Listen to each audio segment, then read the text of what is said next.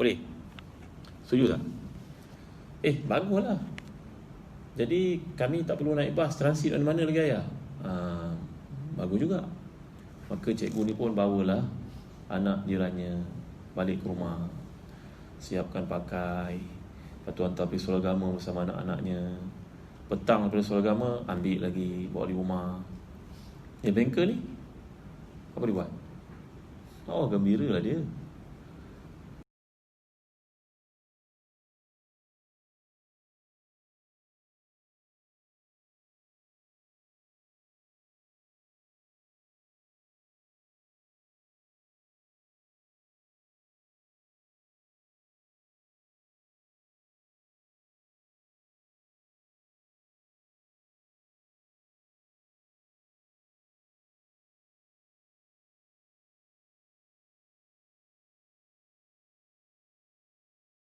Kesempatan menandakan kita tak ada takwa tau. Kalau kita mengambil kesempatan datang orang, menandakan memang kita tak ada takwa. Sepatutnya bila kita melibatkan hak orang, lepaskan. Lebih kurang lah hak orang. Kalau kita punya tanah sebagai contohnya, kita ukur dalam undang-undang tanah pun kena lepaskan lebih kurang berapa kaki. Tuan kerja pejabat tanah kan, MK ni bukan pejabat tanah. Orang pakar tanah pembangunan kan. Betul? Patutnya ada berapa? Ada apa? Ada dipanggil setback. Apa dipanggil? Reserve. Betul tak? Jangan kita ngam-ngam, kita pacak kat situ. Lepaskan sikit. Mungkin dalam 3 kaki. Dalam undang-undang lebih daripada itu kan. Undang-undang mungkin 10 atau 20 kaki. Tak apalah. Kalau kita duduk kat kampung ni, tak apalah kita lepaskan 3 kaki. Tanah kita patut kat situ, kita tarik 3 kaki ke tanah kita sikit. Tapi setengah orang tidak mempunyai rasa takwa. Dia ngam-ngam, dia nak buat rumah, dia sodoknya ke situ, pagar orang habis hubung. Tak ada sikit pun rasa bersalah dalam hati dia. Kan? Ya, nak saman-saman lah, dia kata. Dia tahu proses saman akan masa yang panjang. Dia sengaja buat macam tu. Ya. Jadi tuan-tuan hati dan dikasihi sekalian, kembali kepada 3 orang manusia tadi. Yang pertama punya ayah, ibu yang dijaga, mengenepikan hak isteri dan anak-anak demi untuk ayah dan ibu. Yang kedua ni tadi, orang ini mempunyai sepupu yang sangat cantik cerita. Dia tidak ambil kesempatan daripadanya walaupun wanita itu sedang terdesak. Yang ketiga, orang ini merupakan seorang majikan yang sangat profesional. Tiba masa pekerjanya mengambil haknya, diberikan keseluruhan walaupun sepatutnya diberi setakat jumlah itu, tapi tidak. Dia kata, wang yang patutnya kau ambil beberapa tahun lalu, aku simpan, aku invest jadi satu perdagangan, sekarang aku bagi kau the whole thing. Maka orang tu pun ambil, satu benda pun tak tinggal untuk saya, wahai Tuhan. Dalam hati saya redha. Saya kata pada diri saya, tak apalah, Allah bagi engkau kod lain. Wahai Tuhan, kalaulah perkara ini disebabkan takwa kami, amal saleh kami dan kau terima, lepaskan kami dari kesukaran ini. Maka Allah pun menggolekkan batu tersebut, mereka pun boleh keluar daripada ini. Tahu cerita ni? Sekarang cerita pada anak-anak ini cerita orang bertakwa kepada Allah SWT. Lagi kalau kita lihat, ya, ada cerita yang Nabi SAW, hidup ini merupakan ujian. Ada 3 orang manusia. Seorang buta, seorang sopak, seorang botak. Lalu Allah SWT uji ketiga-tiga manusia ni. Yang botak ini didatangi oleh malaikat, berkata kepadanya, hai botak, rupa kau bodoh, kau minta kerja pun orang tolak. Penyakit yang engkau lalui ini menyukarkan kau untuk hidup. Ada tak sebarang doa engkau, moga aku pohonkan kepada Allah, nanti Allah makbulkan.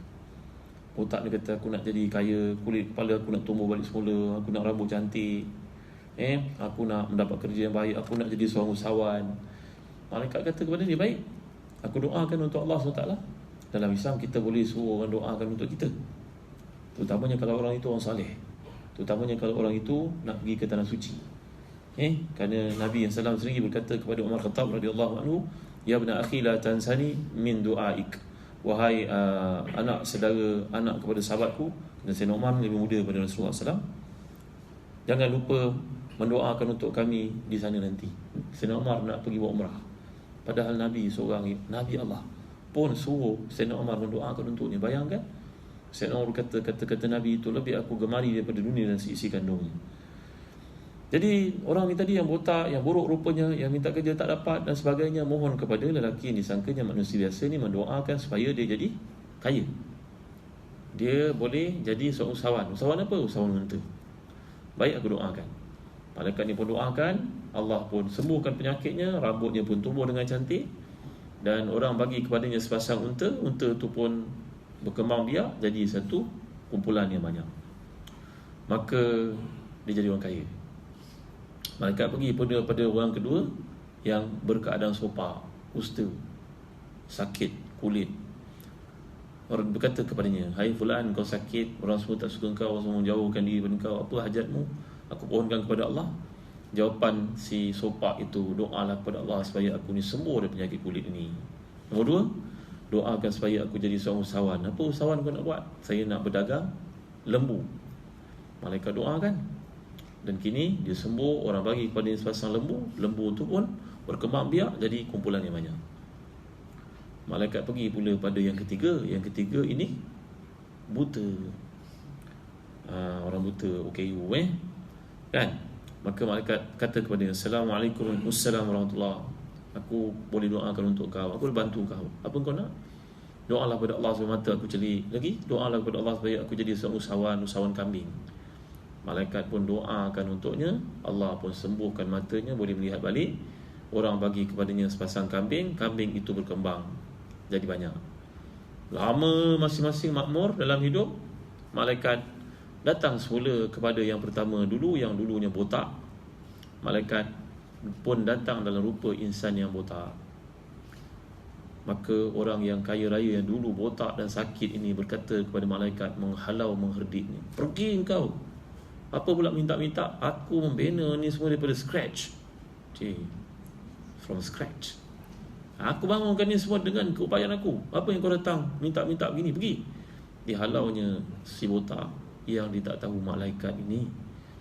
Malaikat ni berkata kepadanya, sebenarnya kekayaan adalah ujian daripada Allah. Ingat berbaik, anytime Allah boleh tarik balik. Orang kaya boleh jatuh miskin, pemimpin boleh jadi orang bawahan, dan orang sihat tiba-tiba boleh jatuh sakit. Ingat baik. Tidak apa kau nak bagi tazkirah pada aku pula, berambus kau. Dihalaunya dengan keadaan hina sekali orang botak yang datang ke tempatnya. Kini orang botak tu berdoa kepada Allah, ya Allah, hancurkanlah orang ini, kan dia tidak berjaya dalam ujian. Dan penyakit lama datang balik semula. Kini penyakit itu meranapkan tubuhnya, kepalanya kembali botak, dan untanya mati seekor demi seekor. Maka jatuhlah dia miskin balik semula. Malaikat pergi pula pada kedua yang dulu berkeadaan sopak, kusta. Dan malaikat pun datang dalam rupa yang buruk seperti itu. Assalamualaikum fulan. Waalaikumsalam. Pergi jauh-jauh, kotor ni bukan ofis, ni bukan tempat orang minta sedekah. Begitulah agaknya dia menghalau orang sopak yang dia tidak tahu malaikat yang Allah utuskan sebenarnya. Kini malaikat berkata kepadanya, kau gagal dalam ujian. Allah anytime boleh ambil semua bahagian kau. Kekayaan kau akan luput dan hilang. Maka itulah yang berlaku. Jatuhlah dia, ditimpa penyakit, dan lembu-lembunya mati seekor demi seekor. Kini Allah mengutuskan malaikat pergi pula kepada yang dulunya buta, yang sekarang jadi usahawan kambing yang sangat berjaya. Sampai saja di ofis ini, orang buta ini ketuk pintu, dan dia diraikan, dia bagi peluang. Pemilik perniagaan itu sendiri datang jumpa dengannya, bercakap, boleh apa yang boleh saya bantu? Saya perlu sedikit susu. Bagi susu, bagi kambing kepada orang ini. Tidak berkira-kira dia.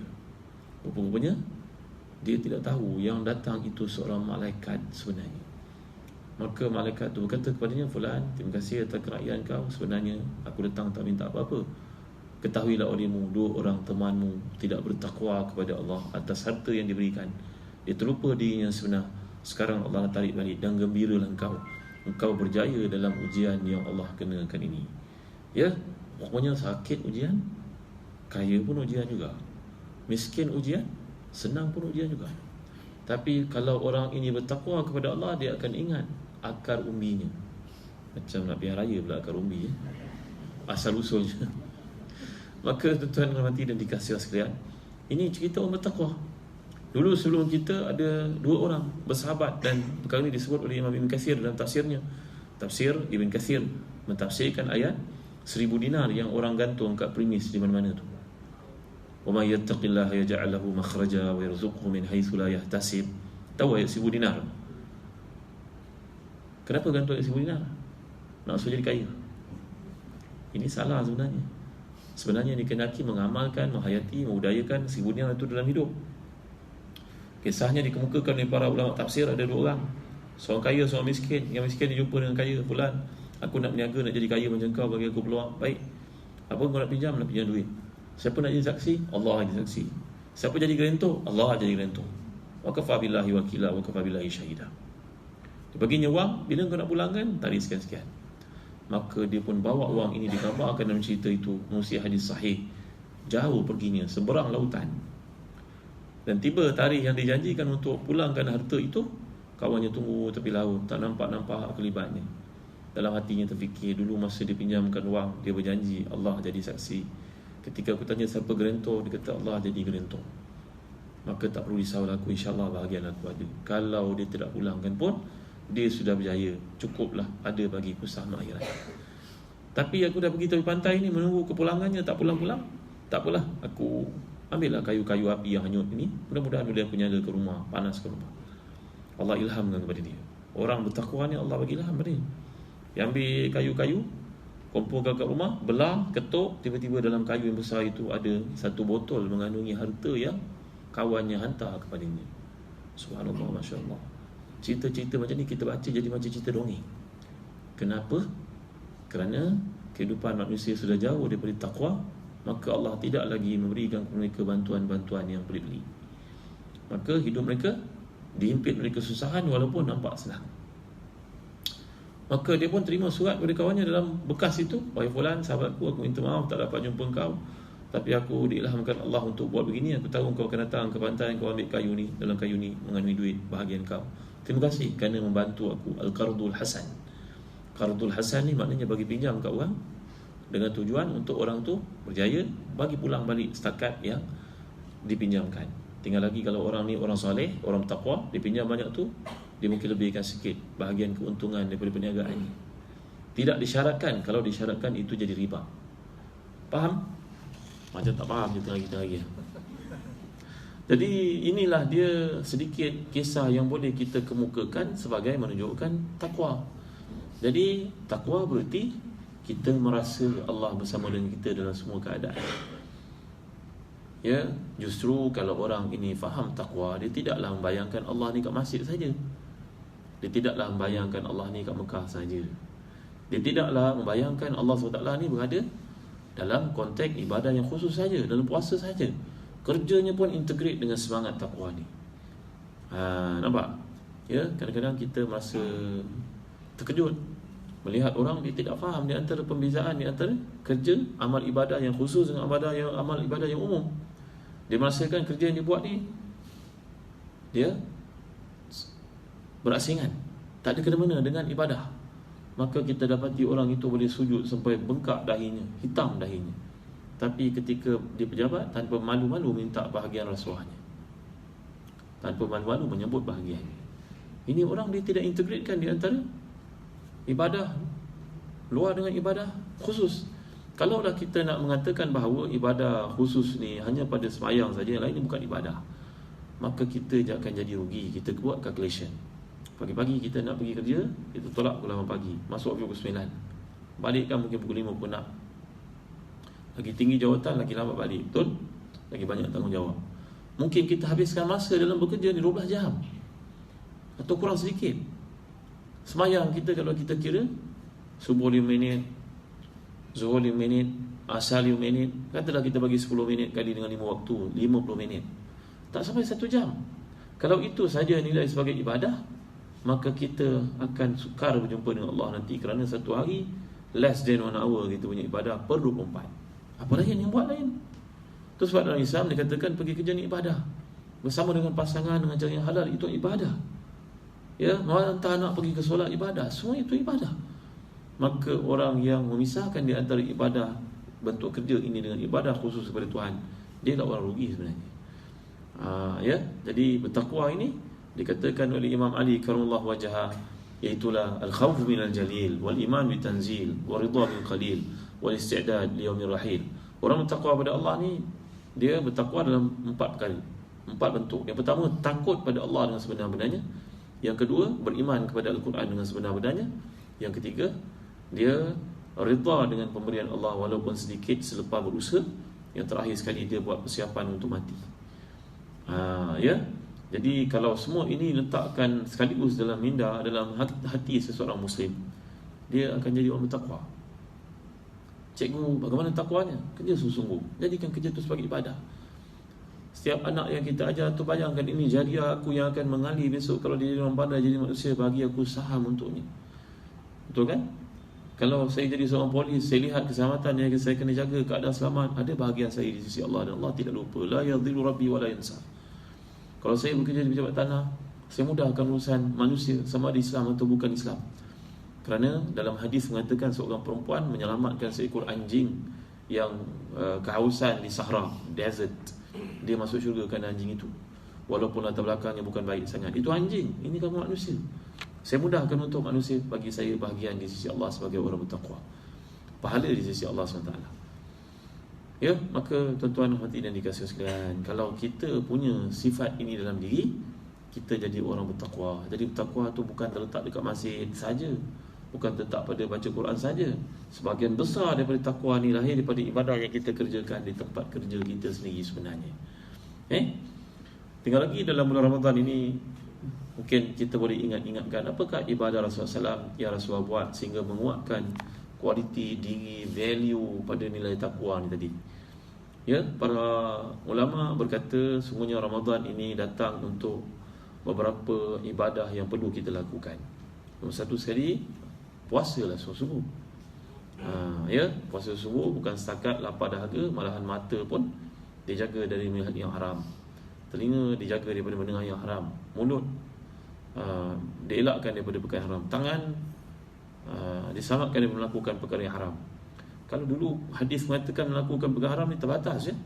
Zaman sekarang tangan melakukan perkara haram, contohnya memanjang-manjangkan WhatsApp yang kita tidak pasti benar ke ataupun salah, ya, terhadap seseorang. Ini perlu ditekankan.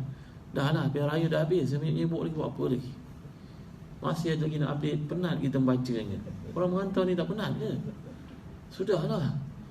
Ya, new chapter dalam perjuangan kita. Tunggulah 5 tahun lagi ke hadapan. Tengok apa yang berlaku, buat apa yang sepatutnya. Daripada duduk menghantar WhatsApp, ya, nanti orang tanya, buat apa ni? Tengah WhatsApp. WhatsApp apa ni? Ada WhatsApp ni, ada kuliah malam ni.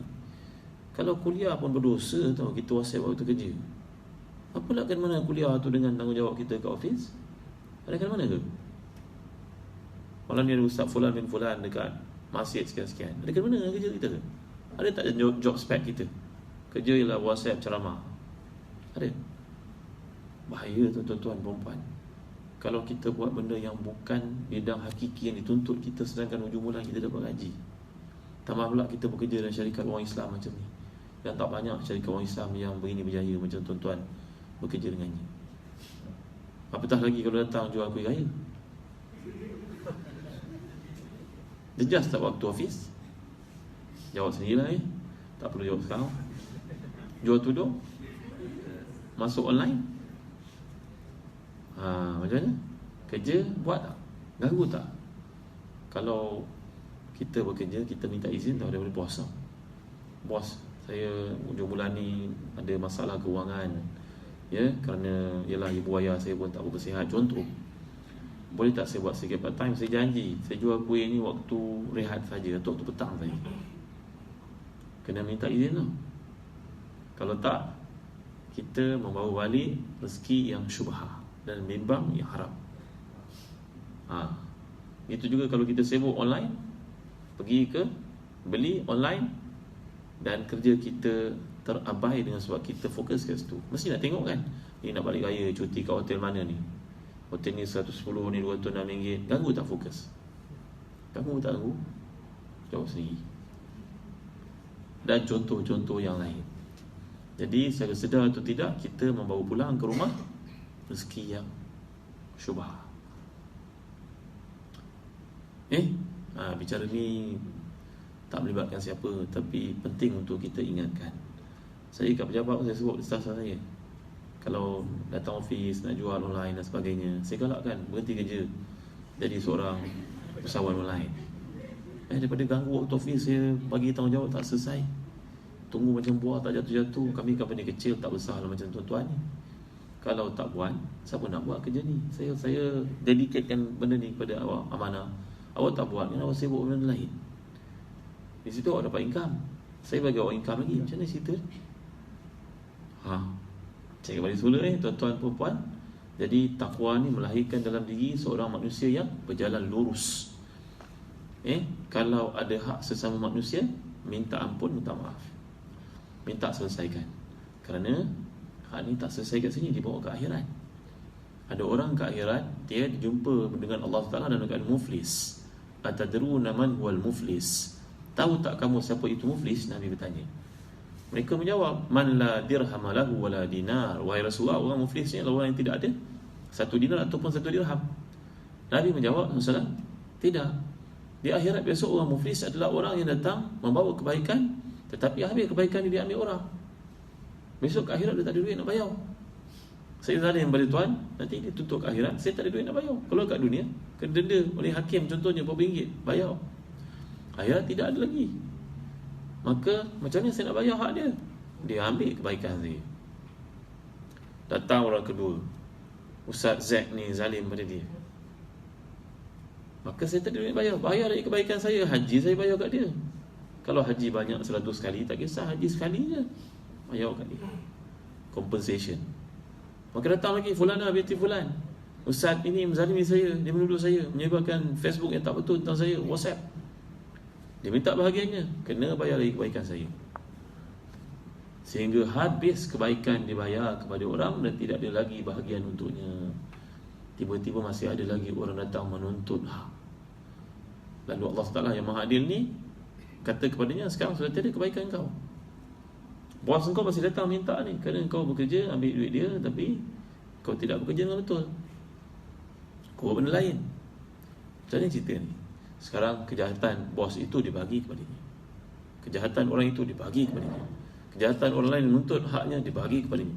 Sekarang ni dia bebankan bukan saja dengan dosa dia, dosa orang lain juga. Malang tak bagi orang ni, kerana Allah Maha Adil. Akhirat dia tak ada duit nak bayar. Kalau kat dunia kita buat silap, boleh minta maaf pada bos, minta maaf, itu saya ada masalah sikit, isteri saya masuk hospital, jadi saya janji nak cover balik waktu saya sebab saya tak ada ni. Kan? Kita manager tinggi-tinggi, bos nak potong gaji pun mungkin tak kena. Kan? Jadi kena ingat betul, kita melatih sifat taqwa ni dalam diri. Bukan kita cerita kat masjid, cerita kat haji, puasa saja. Dalam kerja pun jadi orang bertakwa. Pantau balik-balik rezeki kita, tengok balik semula. Seorang boleh berkata, saya datang lambat bos, saya datang pukul 9, tapi tak apa, saya cover balik. Nanti orang balik pukul 6, saya balik pukul 7. Apa cerita aircon yang kita buka ni? Aircon ni bukan untuk seorang, untuk 100 orang. Betul tak? Betul tak? Jangan pandang semudah itu. Kerana orang-orang bertakwa ni, dia belajar dengan takwa itu umpama gunung besar yang nak hempap kepalanya. Beban, berat, jangan main. Tapi orang munafik, dia merasakan itu ibarat lalat yang duduk di hidungnya, anytime dia akan squeeze, terbang lalat itu. Jadi kita belajar dalam ketakwaan kepada Allah Ta'ala ni, berarti jalan lurus. Kalau kita pergi ke negara barat yang disifatkan negara maju, ya, barat membuat kajian the best 40 country to stay in the world, ada 40 country yang best untuk tinggal dalam dunia. Letakkan negara yang paling hebat itu katanya adalah apa dia? Finland. Ya, keadaannya bersih, negara mereka sejuk. Maka dekat jalan raya tu ada heater yang keluar. Kita terbalik kan, kita panas kat luar, panas kan. Mereka memang masuk bangunan sejuk kat luar. Kita terbalik, masuk bangunan, panas kat luar. Tapi di sana punya hebatnya, rakyat mereka yang nak ke kebaikan, nampak plastik, pungut, buang ke tempat plastik. Kalau dia masuk tandas, dia tidak akan keluar dari tandas itu, melainkan dikeringkan, dibersihkan sebagaimana dimasuk. Cuba kita buat value ni. Kita jangan masuk ke satu tandas, melainkan kita bawa tisu, bawa segala keperluan. Kita nak keluar dengan tandas bersih. Cuba. Mampu tak? Kan susah sangat pun, cuba buat sekali. Ya, ini kalau kita pergi ke tandas orang Islam, kita rasa jijik sangat, geli sangat, kotor sangat. Yalah, one thing sebab kita ni guna air, mereka tak guna air, mereka guna tisu saja. Tapi itu bukan alasan untuk mengatakan tempat kita kotor. Bahkan kalau kita pergi ke Australia, kita pergi ke France, kita lihat tandas orang Islam kotor, tetap kotor juga. Ya, jadi tuan-tuan dan hati dan dikasihi sekalian, ini sifat takwa berarti kita menjaga kepentingan orang lain. Dalam dapatan yang dikaji, findings yang dikaji lagi, kalau di negara barat mereka menghormati OKU, ya, tak parking tempat OKU. Tapi kalau kat negara kita, habis disapunya tempat OKU. Alasan dia nak sembahyang tarawih, parking kat tempat OKU. Kan, saya cuba satu ketika saya tengok orang parking kat OKU, saya pergi kat dia, nak tegur baiklah. Kalau orang barat ditegurnya dengan maki hamun saja. Dia tak reti bahasa ke, buta ke, dia akan cakap kasar punya. Kenapa parking sini? Maka saya pergi belah, saya tengok je orang tu, dia pun tengok saya balik. Ustaz Zahazan ni. Saya kata, tuan, dia tak ada parking tempat OKU. Dia tak ada OKU kat sini, Ustaz. Kita kata tak ada. Akhirnya dia kata pada saya, dia nak menang diri dia juga, saya OKU juga, saya pakai kacamata. Ya, jadi sebenarnya kita belajar sifat takwa ni, dia menjurus kepada kebaikan untuk diri kita, untuk orang lain. Keimanan kepada Allah tu kita tak nampak, tapi manfaat yang kita dapat berikan kepada orang lain. Ya, jadi kerana disebut hadis khairukum anfa'ukum linnas, orang yang paling baik adalah orang yang bermanfaat kepada orang lain. Saya bagi contoh dekat UK. Kat UK mungkin tuan-tuan ada kesempatan pergi ke tempat-tempat ni. Allah pun suruh kita pergi untuk melihat. Jadi cikgu kat UK, pagi-pagi ketika anak-anak datang ke UK, dia sengaja jadikan tempat menghantar anak pergi ke sekolah ni, jalannya jauh, tak boleh kereta boleh masuk. Kereta tu boleh masuk. Kita ibu ayah nak hantar anak pergi sekolah ni, kena parking jauh. Kita wajib pegang tangan anak kita, bawa pergi sampai gate, hantar pada cikgu. Macam tu. Memang design ni macam tu. Nanti MK cuba dah buat sekolah macam tu. Tengok orang marah ke tidak. Kan? Jadi tuan-tuan hati dan dikasihi sekalian, sampai kat sekolah cikgu tu punya suka dengan kerja dia. Dia peluk budak itu, dia puji budak tu. Dan tiba ke kelas nanti seorang cikgu, mudah-mudahan ni Menteri Pendidikan yang baru nak buat dengan ceritanya. Kerana beliau belajar kat UK. Saya pergi ke UK ketika berada di sana, kami membuat beberapa kajian. Sajalah suka-suka tengok orang barat ni ikut Quran macam mana. Di sekolah, cikgu-cikgu tu ada dua orang. Seorang cikgu mengajar, seorang cikgu ambil berat bab perkara-perkara berkaitan pelajar tu sendiri. Maka cikgu akan bertanya, pagi tadi siapa sarapan? Siapa tak sarapan? Kenapa tak sarapan? Tengah hari ni siapa yang makan dekat kantin? Siapa bawa nasi? Siapa bawa bekal? Cikgu bahkan buka bekalnya. Kalau kat Belanda, cikgu buka bekalnya. Nanti tengok dia nugget togel. Nugget, cikgu Melayu, orang Melayu ni bekalkan anak nugget. Tak ada sayur, tak ada roti, tak ada apa. Cikgu tu marah, cikgu telefon parents. Encik Kamal contohnya. Kamal dah. Encik apa-apa lah, Encik Muhammad. Kenapa bekalkan untuk anak ni nugget? Kita kalau kat Malaysia, cikgu tanya macam tu, nak mampus cikgu. Nak berani. Tapi di negara barat, dengan baju, cikgu tanya, kenapa bagi makan ni tak seimbang? Kenapa tak ada roti? Mana sayurnya? To the extent, kerana dia buat kerja tu dengan penuh rasa gembira, seronok, dia nak berkhidmat untuk orang lain. Nampak tak? Cikgu akan tanya, siapa yang tak makan tengah hari ni, siapa yang tak bawa duit, tak ada bekal, diorang angkat tangan daripada 15. Kenapa nak? Ayah, ibu berpisah, terpaksa duduk rumah nenek tua, tak sempat nak bekalkan, nenek tak ada duit. Soalan kenapa? Ayah kena buang kerja. Nanti cikgu tu akan bertanya, dalam ruang kelas yang ada tu, siapakah di kalangan kamu yang bernasib baik hari ni nak membantu dua orang yang tak bernasib baik pada hari ni? Maka berkebut-kebutlah yang lain tu angkat tangan. Saya cikgu, saya cikgu, saya cikgu. Dan itulah yang berlaku waktu lihat nanti dua orang yang susah ni diambil berat dari kawan-kawannya. Apa nama benda ni? Apa nama benda ni? Kemanusiaan, betul tak? Inilah bayangan bertakwa, hasil bertakwa. Kita melihat orang lain tu sebahagian daripada diri kita. Kesenangan orang, kesenangan kita. Kegembiraan orang, kegembiraan kita. Kesusahan orang, kesusahan kita. Tapi ini semua tidak lahir dalam masyarakat orang-orang Islam. Ya, kenapa? Kerana mereka tidak melakukan integration di antara takwa yang Allah suruh tadi dengan sikap luarannya. Contoh hari Jumaat, tengok macam mana orang parking. Sembahyang lurus, dia tak boleh ke depan sikit, ke belakang sikit, tak boleh. Ya. Kadang-kadang kalau tempat depan itu kosong pun dia macam robot, tak boleh nak bergerak ke depan, tak tahu tuan cepat sembahyang. Padahal dia kena ke depan kan. Ini adalah beberapa sikap orang Melayu yang mungkin perlu dibetulkan. Dia kena belajar. Takkan umur dia 40 tahun dia tak kerti lagi, saf kosong ke depan, dia kena ke depan, bangsu, jalan ke depan, maju ke depan.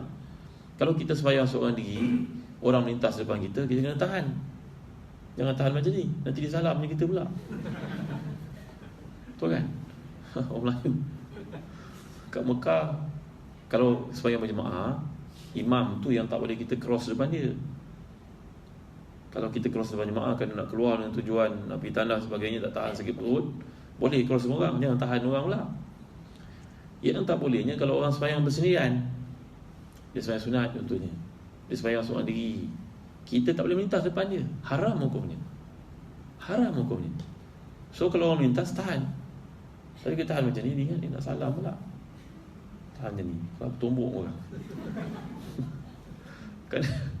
Kerana dalam hukum fiqh mengatakan kalau orang tu melintas, dia melintas juga, kamu tahan, kamu tumbuk dia mati, kamu tak kena apa-apa diat, kamu tak kena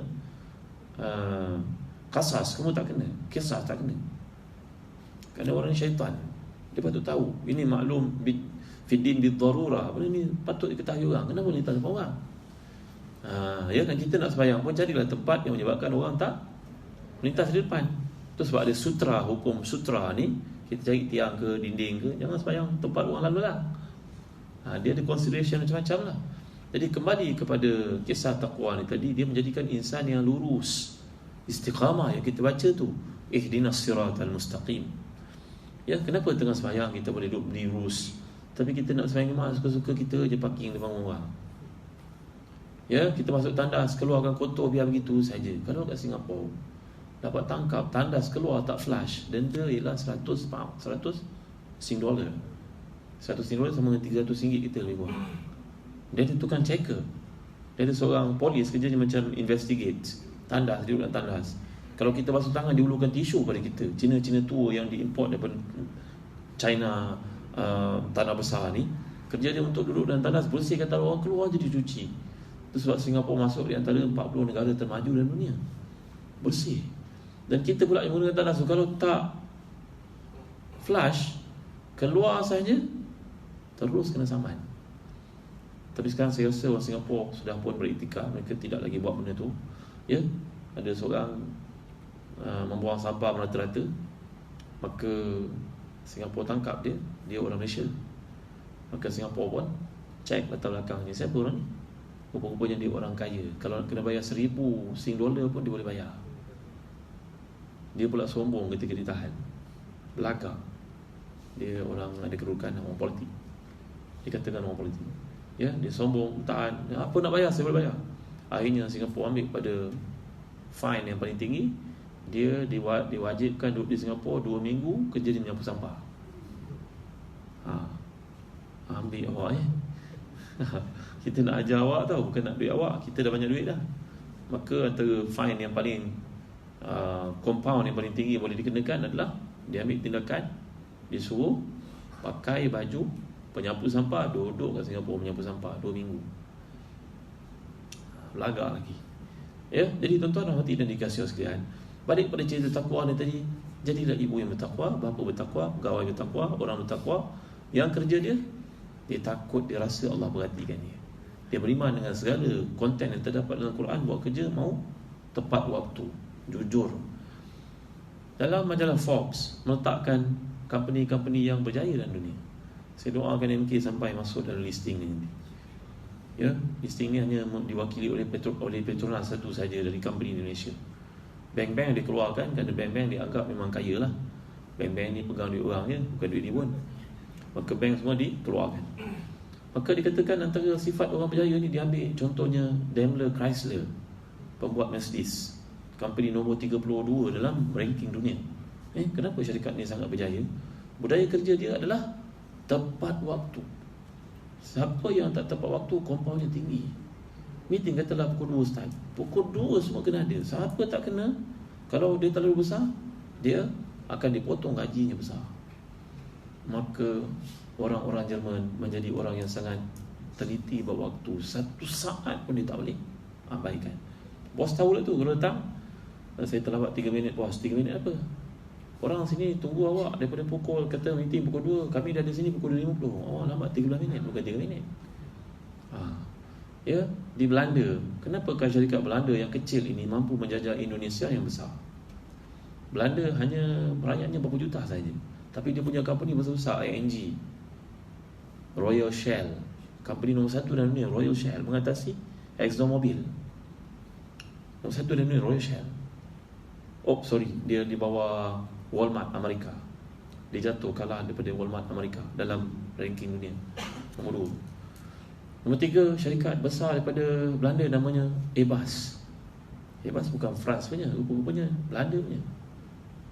Apa culture kerja orang Belanda yang dikagumkan? Sekarang Belanda intend untuk jadi negara pengeluar makanan organik bersih terbesar dunia tahun 2020. Dia kata China keluarkan besar, tapi China keluarkan semua makanan-makanan tidak organik, tidak betul, tipu dan sebagainya.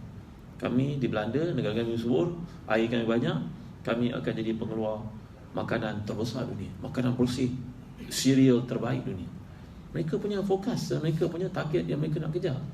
Budaya kerja mereka dikatakan makan sikit, buat banyak. Orangnya kalau kita masuk lift, itu dekat lift kan, cuma 5 orang saja. Lift dia memang kecil-kecil je. Pergilah ke Belanda, kecil-kecil lift dia. Kita pun heran, macam mana nak masuk 5 orang ni? Kita masuk 3 orang, perut dah bertemu perut. Rupanya orang dilurus ke atas, orang kita lurus ke tepi. Dia katakan budaya makan mereka ni sangat precise. Dia tahu apa yang dia makan, berapa karbo yang diperlukan, berapa protein yang diperlukan. Semua ada tulis dekat tempat-tempat tu, dan menjadi satu jenayah kalau menipu. Jadi mereka ni kalau makan tengah hari, makan setakat makan sandwich, perlu minit saja. Kalau kita usahakan tengah hari, pagi-pagi pun ada meeting selain bulan puasa lah. Nanti yang serve tanya, Ustaz nak kopi ke nak Milo? Mi goreng ke nasi goreng? Tu meeting pukul 10 tu. Tu yang sepatutnya kita duduk meeting 1 jam atau setengah jam, jadi sampai 3 jam tak selesai. Sebab makan sedap. Ya. Jadi tuan-tuan hati dan dikasih sekalian, nak cerita kemajuan orang lain ni kalau kita nak kaitkan sebenarnya daripada Islam, tuan-tuan. Islam meletakkan waktu sembahyang tu tepat 1.13. Tak terasa sangatlah, Zuhur, Asar, cuba waktu maghrib. Kan? Kita duduk depan TV tu, TV pula usah, tunggu azan kat surau. Dah 7.30, tak azan-azan, memang kena bedal lah tukang muazzin itu, satu kampung bedal. Kenapa? Nak tahu betul-betul tepat waktu maghrib tu. Tunggu waktu maghrib, pegang air temikah. Jadi tuan-tuan dimuliakan sekalian, jadilah orang yang amanah pada waktu, amanah pada kerja. Kerja kita ni sebenarnya menjadi halal dengan sebab buat benda. Nombor 1. Dan dia jadi sumber ketakwaan, nafas takwa dalam diri kita bila nombor 1 niat kita betul. Aku datang kerja ni kerana aku belajar bidang hartanah, dan aku dapat kerja dengan satu syarikat orang Islam yang hebat seperti ini, dan aku pun nak jadi usahawan. Aku akan gunakan pengalaman ni sebaik mungkin supaya aku jadi seorang usahawan hartanah. Tapi aku kena belajar dulu. Aku set masa 5 tahun aku nak belajar bersungguh-sungguh tanpa berkira-kira. Ini sifat orang Cina, tuan-tuan. Orang Cina kalau dia bekerja satu tempat, semua itu dianggap sebagai satu tanggungjawab baru yang akan memperkayakan dia. Betul tak? Tapi kalau orang kita, apalah bos bagi aku kerja lebih ni, aku kerja ni, aku job spec ni je. Orang Cina tidak, tuan-tuan.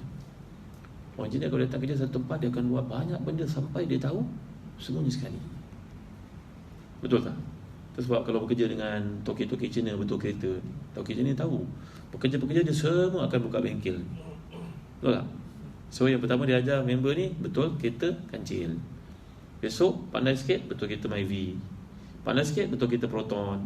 Dan pandai sikit Proton, dia nak pergi ke kereta Honda tu, dia take time. Taichu apa nama ketua tu, dia takkan bagi betul kereta Honda. Sampai satu ketika dia betul yakin budak baru bagi tu Honda. Toyota, BMW nanti sekejap. Tak ada betul, dia banyak elektronik, dia punya helah. Betul kan? Mahal lah mau beli ni, sistem komputer dia kan. Tapi budak Cina ni tabah. Tanyalah budak-budak Cina yang bekerja dekat bengkel tu berapa gaji dia. Tapi anak kita bekerja, belajar dengan law, kerja kat firm law sekejap, gaji 800 dah tak tahan. Cina tu gajinya 500 saja. Tanya tak percaya. Tapi berbekalkan semangat, tekad, aku mesti harungi ni semua, aku mesti dia bully, aku dapat semua ni. Target aku 3 tahun aku buka bengkel ni.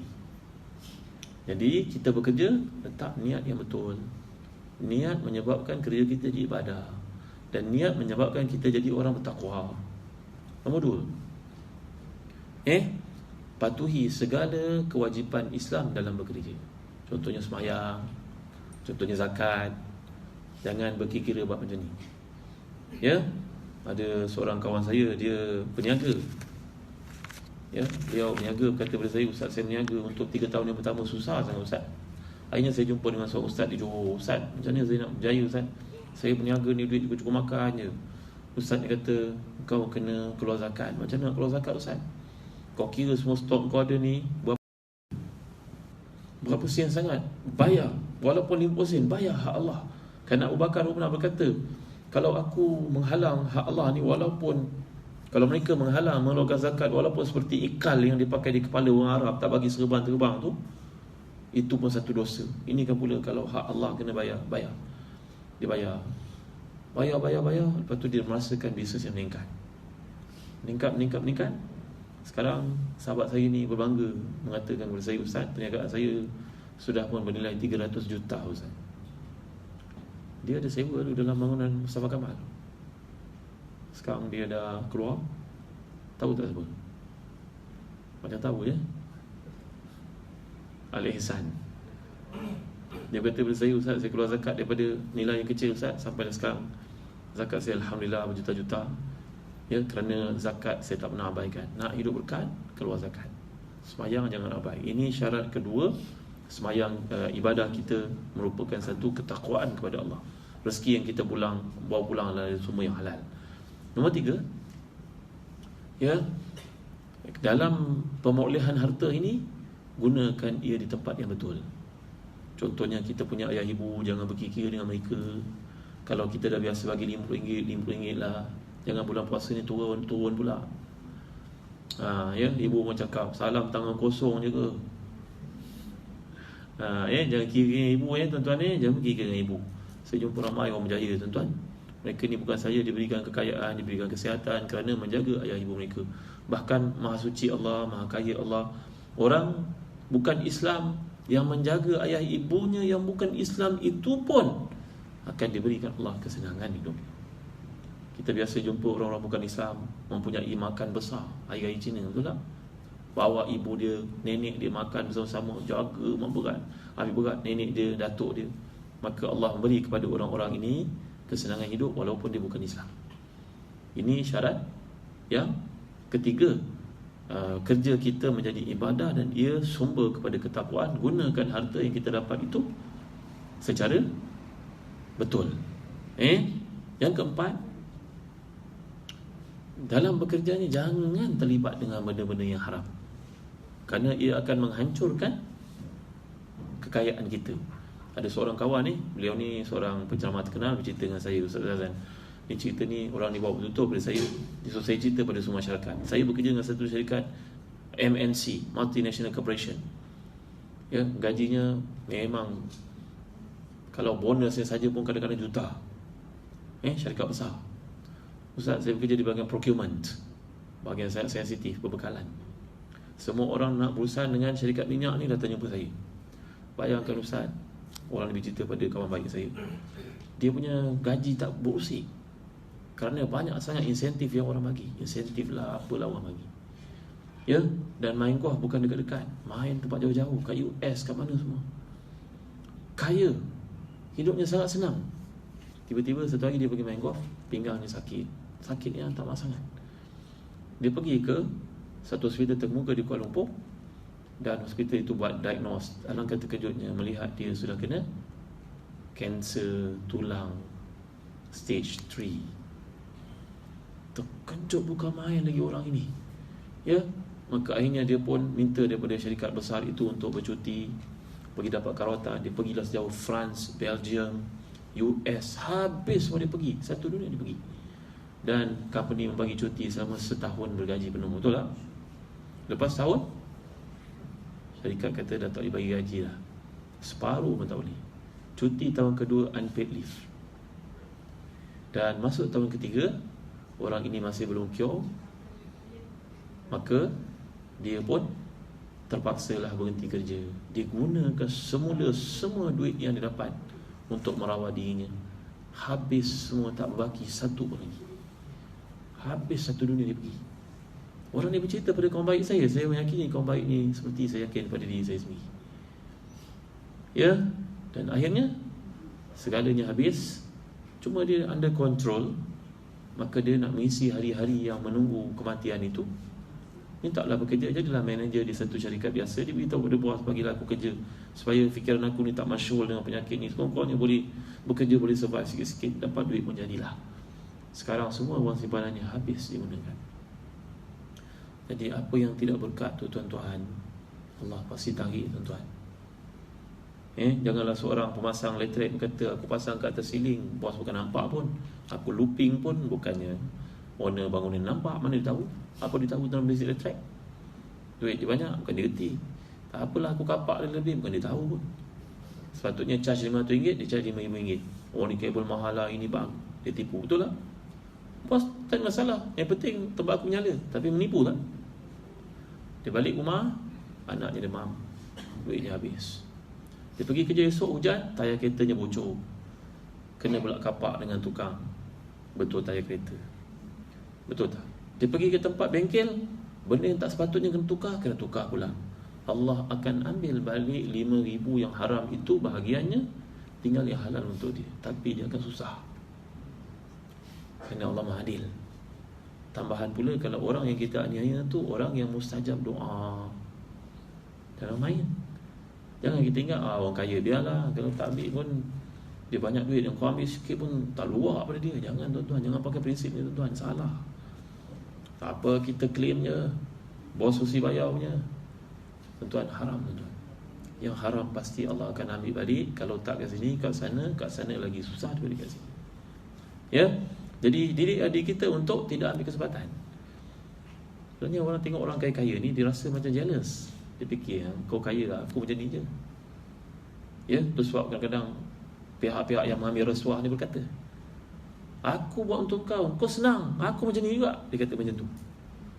Tak kisahlah kat mana lah, jabatan kerajaan ke apa ke. Tapi cuba suruh orang yang bercakap itu run the business, sebab dia tak. Adakah semudah tu, kau ingat? Saya tak ada ramai kerja tuan-tuan. Saya kerja ada 100 orang je. Tapi bila fikir dekat Ramadan ni, fikir macam mana gaji dia orang nak bayar, pening kepala tuan-tuan, rasa nak rambut. Jadi kembali kita kepada 4 perkara ni tadi. Kalau kita dapat buat sungguh-sungguh, kita jadi orang bertakwa dan kerja kita jadi ibadah. Setakat ni saja dulu. Terima kasih atas undangan. Mudah-mudahan jadi satu makan rohani buat kita. Jangan sekali kita fikir takwa tu duduk dalam puasa terasing daripada kerja. Tolong jangan fikir begitu, kerana takwa ni dia menjadikan kita jadi manusia yang betul, bermanfaat untuk orang lain, untuk diri kita, orang keliling kita, untuk Allah lebih-lebih lagi. Sekian, Allahu a'lam, sallallahu ala sayyidina Muhammad wa ala alihi wa sahbihi wa barakatuh. Assalamualaikum warahmatullahi wabarakatuh.